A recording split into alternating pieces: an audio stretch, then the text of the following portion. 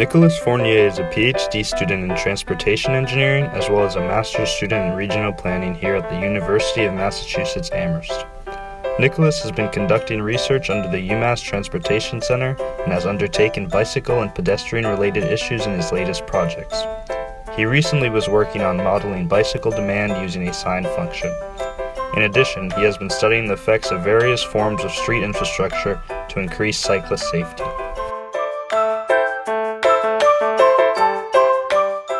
It's important to measure bicycle demand just as we would want to measure vehicle demand or rail transit demand. We want to know how many people are on the road and how many, if we're going to build a new route, we want to know how people will be using it and are using it currently. If we want to look at safety, we want to measure how many people are getting in an accident versus how many people are on the road in general to know which place is more dangerous versus which place just has more people traveling on it.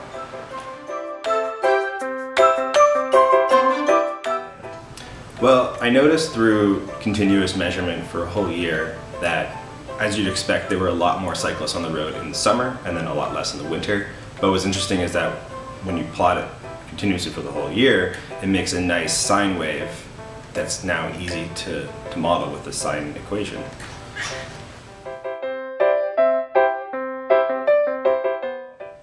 So that's where it gets a little bit trickier, that places that are with severe seasons versus places with milder seasons, the sine wave kind of becomes flat in the mild places and more dramatic in the severe, the colder places essentially. So we had to figure out how tall this wave was going to be, and we found we can measure it. But that's essentially what happens: is the really cold places you'll have a ton of people in the winter and a bigger drop, or a bigger drop in the winter versus the summer.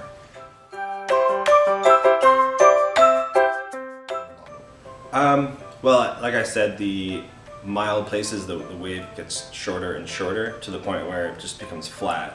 So at that point, you're better off just using a traditional method where you just are just scaling it as proportion. So in short, no, but it works well for places with severe seasons, meaning that the traditional methods are much harder to use. So it helps those places.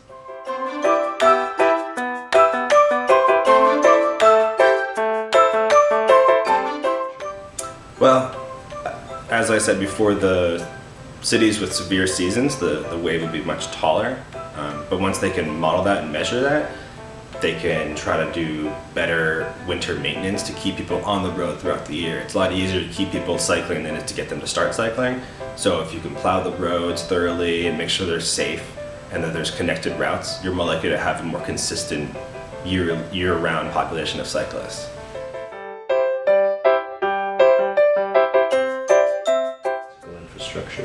I don't think there's one clean solution. There are a lot of different answers, but generally speaking, cyclists on their own are relatively safe. It's the interaction with vehicles that's unsafe. So how can we figure out how to get bicyclists to interact with vehicles safely? And a lot of the responsibility falls on the driver's side. So if we can implement infrastructure that affects driver behavior, whether it's traffic calming or just infrastructure itself, that can greatly improve bicyclist safety.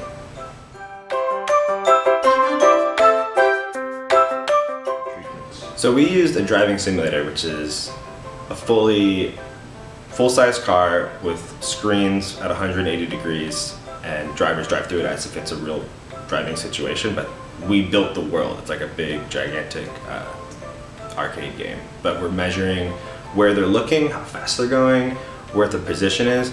So, for example, we'll look at, did they see the bike treatment? Did they scan for cyclists? Did they slow down? Did they speed up? Did they move away from the bike lane? So we look at those kind of variables.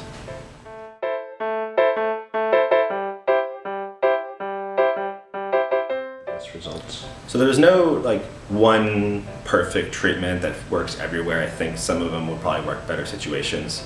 Our simulation didn't have direct interaction with cyclists, so that does affect how people react. They would probably react differently if they had to interact with the cyclist. But we did find that the bike box had great results, and the merge lane, which is where people cross over a bike lane into a turn pocket, had pretty poor results. They just kind of merged over without even looking.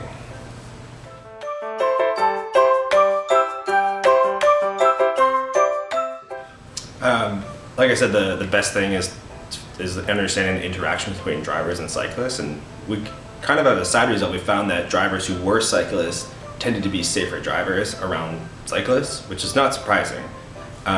So if you're a driver, it's the best thing you can do is kind of put yourselves in the bike seat and understand what they're going through, how much space you need to give them if you're passing them. A lot of states have a 3-foot law, but 3 feet is a very short distance if you're going 30 miles an hour. So just try to be respectful of cyclists, and respect goes two ways.